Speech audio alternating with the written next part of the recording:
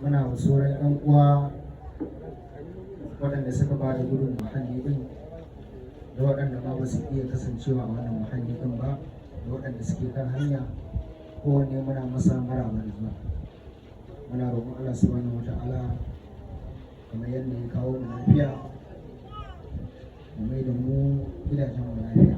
Muna roƙon Allah subhanahu wata'ala ya amshi wannan sa'ayi da muka yi na raya wannan rana da ta zama ita ce babbar rana a wajenmu mu shurafa da sauran masoya a yi mata ahalin baiti da kuma daukacin al'umma gaba daya. In ce al'umma gaba daya ina nufin dukkanin halittu na sama da na ƙasa da kuma halittu na ruwa da na tudu, saboda ita sai da Zahra salamun lahi alaiha ita rahama ce ga dukkanin halitta gaba daya, kuma yadda Allah subhanahu wataala ya faɗa mana cewa fiyayyen halitta manzon tsira Muhammad sallallahu alaihi wa sallam shi rahama ne ga dukkanin halitta. Haka ita ma sayyidatun nisa'il alamin ita ma rahama ce ga dukkanin halitta. Ma'ana samuwan wannan rana da ya zama ita ce rana mafi girma mafi soyuwa a wajen Allah subhanahu wata'ala, ranar da Allah subhanahu wata'ala ya haɗa haske da haske, shine wannan ranar da aka ɗaura auren Sayyida Zahra da Imam Ali, wanda shine dalilin wannan taro namu, wanda matasan sharifai ƙarƙashin jagorancin Maulana Sama'atu Sayyid Ibrahim Yakub Ali Zakzaki hafizahullah suka shirya. Allah ta'ala ya ƙara wa su abba lafiya da kuma na tuddin da yan uwa, Allah ta'ala ya ƙara musu kariya.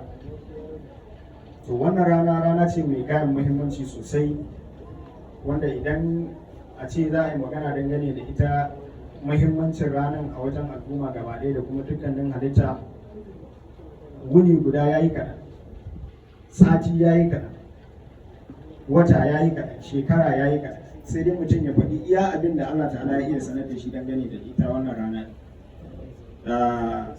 Allah ta'ala yana da tsari a dukkanin al'amuran shi. Allah ta'ala shi ya tsara cewa za mu zo duniyar nan, ma'ana kakan annabi Adam da sai da Hawwa'u za su zo duniya su rayu. Ba bisa haɗari bane, Allah ta'ala ne ya tsara. Ba bisa haɗari bane suka ci itaciya aka kawo su wannan duniya. Dama an riga an halicci duniyan, kuma an yi nufin cewa a zo a rayu a cikin ta. Kuma haka Allah ta'ala ya tsara, ya halicci annabawa, kowane annabi aka turo shi da sakon da zai isa.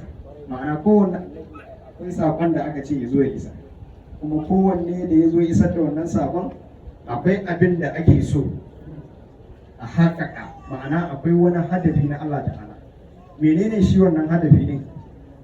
Hadafin shi ne Allah ta'ala ya tsara cewa annabawa za su zo za su yi kira, wani za a amsa masa, wani ma ba za a amsa masa, wani za a kashe shi da makami, wani za a kashe shi da guba, wani ma za a kore shi a garinsu, har zuwa fiyayyen halitta.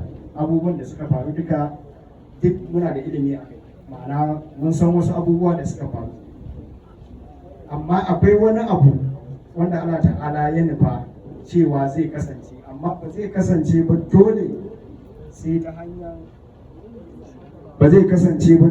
hanyar Sayyida Zahra da Imam Ali. Ba zai kasance ba dole sai ta hanyar Sayyida Zahra da Imam Ali. Shine sai ta dalilin